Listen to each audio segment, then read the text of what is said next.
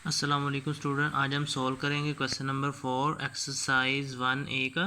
Chapter number 1 की ये exercise है। क्वेश्चन नंबर 4 है, if Q is directly proportion to P and Q is equal to 28 when P is equal to 4। Q जो है वो initially उसने बताया हुआ P का डायरेक्टली प्रोपोर्शन और Q की वैल्यू दी और P की वैल्यू दी, ताकि हम K जो प्रोपोर्शनलिटी कांस्टेंट K से हम फाइंड कर सकें। फर्स्ट पार्ट में हमने एक्सप्रेस करना है Q in term of P, यानी कि कनेक्टिंग इक्वेशन फाइंड करनी है। Find the value of Q when P is equal to 5। उसके बाद सेकंड बार में हमने क्यू की वैल्यू फाइंड करनी है व्हेन पी की वैल्यू क्या होगी 5। इसी तरह थर्ड बार में हमने पी की वैल्यू फाइंड करनी है when Q is equal to 42। तो अब इसे सॉल्व करते हैं। Question number 4।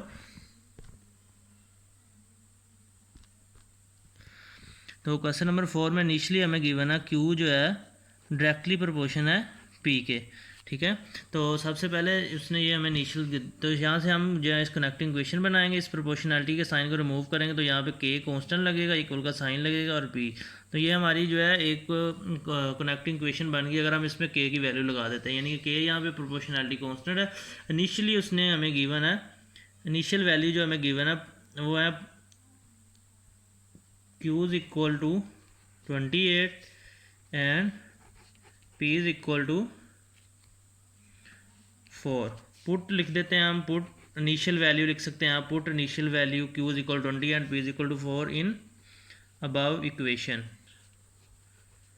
ठीक है। अबव इक्वेशन में हम पुट करेंगे, Q की जगह हम 28 रख देंगे, K एज इट इज़ आ जाएगा, P की जगह 4 आ जाएगा। 4 इधर क्या हो रहा है, मल्टीप्लाई हो रहा है K से, तो इधर आगे दूसरी तरफ क्या आ जाएगा, ये डिवाइड हो जाएगा, ठीक है। तो 4 पे डिवाइड करेंगे तो हमारे पास आ जाएगा 7। 4 7 का होता है 28, तो K की वैल्यू आ गई हमारे पास 7, ठीक है।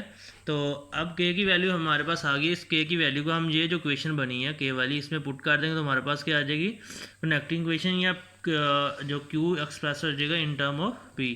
तो फर्स्ट पार्ट जो है वो आ जाएगा Q is equal to K की जगह 7 और P, ये हमने Q को एक्सप्रेस कर दिया इन टर्म ऑफ P, और ये इसका फर्स्ट पार्ट होगा। हम इसको कह देते हैं क्वेश्चन नंबर 1, क्योंकि हमने सेकंड पार्ट में इसे यूज़ करना है। सेकंड पार्ट में हमें गिवन है P की वैल्यू फाइंड, हमने फाइंड क्या करना है, Q is equal to question mark लगा देते हैं, क्योंकि फाइंड करना है इसलिए क्वेश्चन मार्क लगा रहे हैं। When P is equal to 5, जब P की वैल्यू कितनी है 5 है, तो हम पुट करेंगे, put P is equal to 5 in equation 1, ये जो कनेक्टिंग इक्वेशन बनी है, ठीक है।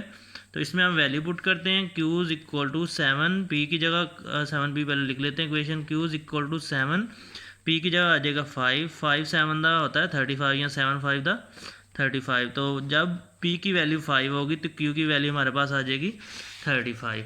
इसके बाद इसका थर्ड पार्ट है, थर्ड पार्ट में हमने P फाइंड करना है। Find P is equal question mark when Q is equal to 42, put Q is equal to 42 in equation 1। Equation 1 में हम Q की वैल्यू 42 लगा देते हैं। सबसे पहले इक्वेशन लिखते हैं, Q is equal to 7P है वो, ठीक है, जो 7P, ये जो ऊपर हमें गिवन है ये कनेक्टिंग इक्वेशन, इसमें Q की वैल्यू हम 42 पुट कर देते हैं, 7 as it is, P as it is. 7 इधर क्या हो रहा है, मल्टीप्लाई हो रहा है, तो दूसरी तरफ आगे जो है 42 को ये डिवाइड कर देगा। 7 पे जब डिवाइड करेंगे, 7 का टेबल रीड करेंगे तो हमारे पास 7 6 होता है 42, तो 6 आंसर आ जाएगा। तो P की वैल्यू हमारे पास क्या आ गई, 6 आ गई। It's mean P is equal to 6। तो ये थर्ड पार्ट भी सॉल्व हो गया, और इसके साथ ही क्वेश्चन नंबर 4 जो है वो कम्प्लीटली सॉल्व हो गया। अब हम करेंगे क्वेश्चन नंबर 5। क्वेश्चन नंबर 5 है, find the cost of 10 kg of tea leaves when 3 kg of tea leaves cost $18। यानी कि हमने 10 kg टी लीव्स की जो है कॉस्ट फाइंड करनी है व्हेन उसने हमें गिवन में बताया कि 3 kg जो लीव्स है उनकी कॉस्ट है $18, ठीक है। और इसी तरह सेकंड पार्ट में 1 kg शुगर की हमने कॉस्ट फाइंड करनी है, और 20 kg शुगर की उसने हमें कॉस्ट बताई है, वो कितनी है, $6 है। तो इसमें दो चीज़ें हैं, एक तो वेट है और दूसरी चीज़ क्या, कॉस्ट है। तो इन दोनों में प्रोपोर्शन होगी, जिस तरह हमने क्वेश्चन नंबर 1 और 2 किया था एरो लगा के, ठीक है। हमने खुद देखा था ये डायरेक्टली प्रोपोर्शन है या इन्वर्सली है, उसके बाद फिर हमने एरो लगाया, फिर उसके बाद जो है डिवाइड करके सिंपलीफाई कैलकुलेशन करके हमने इसे सॉल्व किया था। तो इसी तरह इसमें भी क्या, हम सबसे पहले गिवन डाटा लिखेंगे, उसको फिर एरो लगाएंगे, क्योंकि ये देखिए कौन सी प्रोपोर्शन, जितना ज़्यादा वेट होगा उतना ज़्यादा उनकी प्राइस होगी। तो इसलिए ये कौन सी प्रोपोर्शन हमारी है, डायरेक्टली प्रोपोर्शन। तो अब इसे सॉल्व करते हैं क्वेश्चन नंबर 5 को। तो पार्ट ए में वेट और यानी कॉस्ट है, तो इनिशियली उसने हमें बताया 3 kg जो वेट टी लीव्स है उसकी जो कॉस्ट है वो $18 और 10 kg की हमने फाइन करनी, तो हमने उससे क्या कह दिया, एक्स कह दिया, क्योंकि ये डायरेक्ट प्रोपोर्शन तो एरो की डायरेक्शन जो है वो सेम साइड पे होगी, यानी दोनों ऊपर को होंगे या दोनों नीचे को होंगे। तो जहाँ से एरो स्टार्ट हो रहा था वो न्यूमिनेटर और जहाँ पे एंड हो रहा था डिनोमिनेटर। 10 डिवाइडेड बाई 3 इधर क्या होगा, x डिवाइडेड बाई 18। एक्स को अब हमने एलिमिनेट करना है, ठीक है। एक्स को एलिमिनेट करने के लिए ये जो 18 इसे डिवाइड कर रहा है, दूसरी तरफ आगे क्या हो जाएगा, मल्टीप्लाई 3 1 था 3 3 6 था 18 कटिंग कर दिया हमने, फिर 10 6 था 60 आ जाएगा। तो इस तरह जो है 10 kg जो लीव्स की जो है वो कॉस्ट आ जाएगी $60। इसी तरह बी पार्ट में उसने हमें इनिशियली जो बताया हुआ है कि बी kg शुगर की जो कॉस्ट है वो है $C, ठीक है। और इसी तरह ए kg जो शुगर है उसकी हमने फाइन करनी है, तो हम उसे कह देते हैं एक्स है, ठीक है, क्योंकि ये डायरेक्ट प्रोपोर्शन है, क्योंकि जितना ज़्यादा वेट होगा उतनी ज़्यादा उसकी प्राइस भी होगी, ठीक है। तो डायरेक्ट प्रोपोर्शन एरो की डायरेक्शन सेम साइड पे होगी, तो इसे कर A by B is equal to X by C. तो हमने एक्स को एलिमिनेट करना, सी से डिवाइड करा, तो इधर आगे क्या हो जाएगा, ये मल्टीप्लाई हो जाएगा, ठीक है। तो क्या आ जाएगा, A C by B is equal to X, या फिर हम लिख सकते हैं X is equal to A C by B dollar. तो ये जो है यानी कि ए kg जो शुगर होगी उसका जो कॉस्ट होगी, उसकी जो कॉस्ट होगी वो होगी $AC/B। तो इसके साथ ही क्वेश्चन नंबर 5 कंप्लीट हो गया। अब हम मूव करते हैं क्वेश्चन नंबर 6 की तरफ। क्वेश्चन नंबर 6 है 5/9 of a piece of metal has a mass of 7 kg, what is the mass of 2/7 of piece of metal. तो 5/9 पीस जो मेटल का उसका मास बताया हुआ है, और हमने 2/7 पीस ऑफ मेटल का मैथ फाइंड करना। इसमें एक तो मैथ है और एक दूसरा क्या पीस ऑफ मेटल आ रहा है, इन दोनों के बिटवीन क्या होगी, प्रोपोर्शन होगी। तो ये देखिए जितना ज़्यादा पीस होगा उतनी ज़्यादा उसका मैथ होगा, क्योंकि ये ज़ाहिर सी बात है, और जितना कम पीस होगा यानी कि जितना छोटा टुकड़ा होगा उतना जो है कम उसका मैथ होगा। तो ये कौन सी प्रोपोर्शन बन रही है, डायरेक्ट प्रोपोर्शन बन रही है। तो इसे सोल्व करते हैं। इसमें दो चीज़ें, पीस ऑफ मेटल और मैथ ऑफ पीस, या सिर्फ मैथ भी आप लिख सकते हैं। तो इनिशली जो हमें गिवन है, इनिशली उसने हमें बताया हुआ है कितना, यानी 5/9 पीस का मैथ है 7 और 2/7 का हमने फाइंड करना है। तो यानी कि 5/9 पीस जो है मेटल का उसका मैथ है 7 kg, ठीक है। और हमने 2/7 जो है उसका मैथ फाइंड करना, हम उसे कह देते हैं एक्स है, क्योंकि ये डायरेक्ट प्रोपोर्शन बानी, जितना बड़ा पीस होगा उतना ज़्यादा मैथ होगा। तो एरो की डायरेक्शन जो है वो सेम साइड पे होगी। तो अब इसे सोल्व करते हैं। 2/7 divided by 5/9 is equal to x/7। तो इसको जो है ये 7 जो है इधर डिनोमिनेटर में नीचे आकर मल्टीप्लाई 5 से हो जाएगा, और 9 इधर डिनोमिनेटर में ऊपर जाकर 2 से मल्टीप्लाई हो जाएगा। तो 2 मल्टीप्लाई बाय 9 डिवाइडेड बाय क्या आ जाएगा, 5 मल्टीप्लाई बाय 7, और ये साइड जो x/7 एज इट इज़ रह गया। अब देखें ये 7 इधर क्या हो रहा है, डिवाइड इधर आगे क्या हो जाएगा, multiply 2 multiply by 9 5 multiply by 7 multiply by 7। मैंने ये इसलिए मल्टीप्लाई नहीं किया था क्योंकि ये कटिंग हो जानी थी इस तरह, 7 1 दा 7 7 1 दा 7, ठीक है। तो ऊपर क्या रहेगा 2 मल्टीप्लाई बाय 9, नीचे क्या रह गया 5 इज इक्वल टू एक्स। तो 2 9 था कितना होता है 18, और नीचे क्या आ गया 5 इक्वल टू एक्स। ये देखें इम्प्रॉपर फ्रैक्शन मानी, इससे मिक्स नंबर में आप चेंज कर सकते हैं। डेसिमल में अगर डायरेक्ट आंसर लिखना चाहें तो 5 3 दा 15 होता है। 3 सब्ट्रैक्शन के बाद आ गया तो हम लिख सकते हैं इसे मिक्स नंबर में 3 whole 3/5, 3 whole 3/5 is equal to x. यानी कि जो 2/7 पीस होगा मेटल का उसका मैथ कितना होगा, 3 होल 3/5 kg। तो x is equal to 3 whole 3/5 kg, ठीक है। तो ये इसका आंसर आ गया। या फिर इसका अगर आपने डिवाइड करके लिखना है, डेसिमल में आंसर लिखना, तो 3.6 kg इसका आंसर आ जाएगा, ठीक है। अब हम मूव करते हैं क्वेश्चन नंबर 7 की तरफ। क्वेश्चन नंबर 7 है, if z is directly proportion to x and z is equal to 12 when x is equal to 3, find the value of x when z is equal to 18। उसने initially हमें बताया z जो है, z जो है directly proportion है x के, और इनिशियल उसने जो है वैल्यू दे दी है z की और x की, उससे यूज़ करते हैं हम k फाइंड कर लेंगे। उसके बाद उसने कहा x की वैल्यू फाइंड करनी है when z is equal to 18। तो इसे सॉल्व करते हैं क्वेश्चन नंबर 7 को।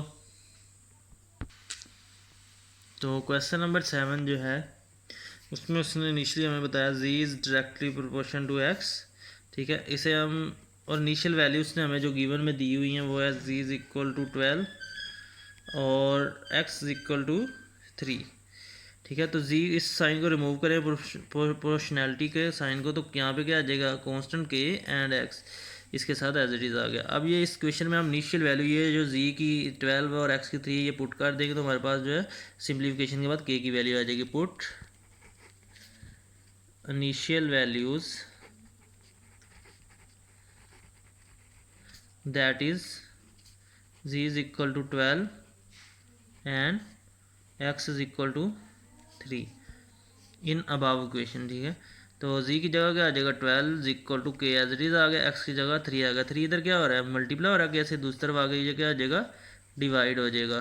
तो 3 4 द 12 होता है, कटिंग भी करेंगे या direct.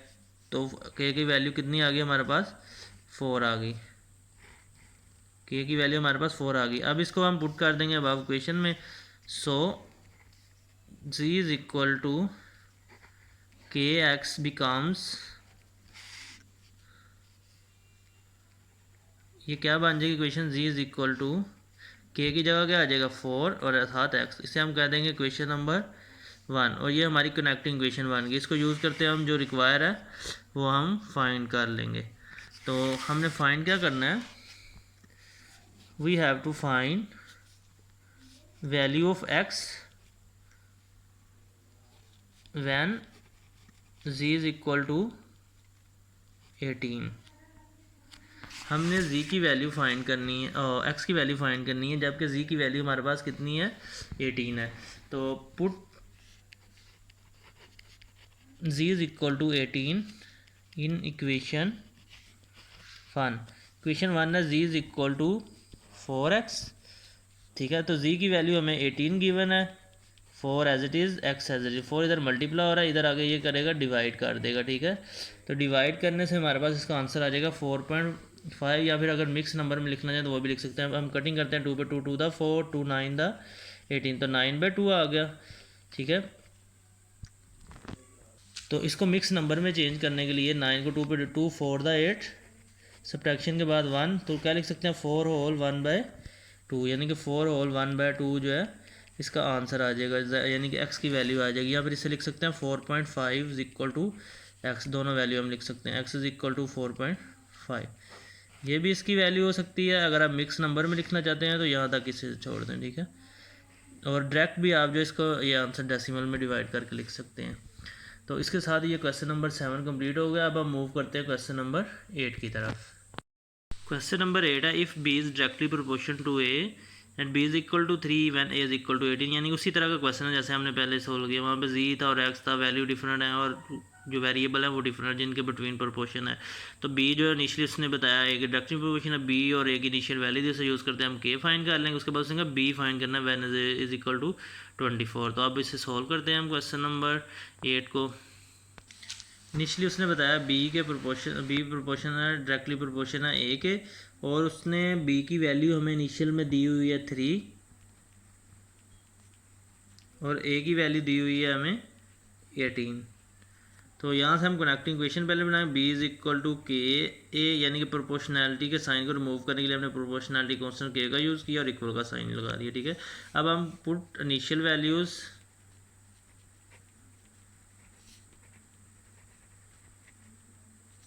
that is b is equal to 3 and a is equal to 18 in above equation।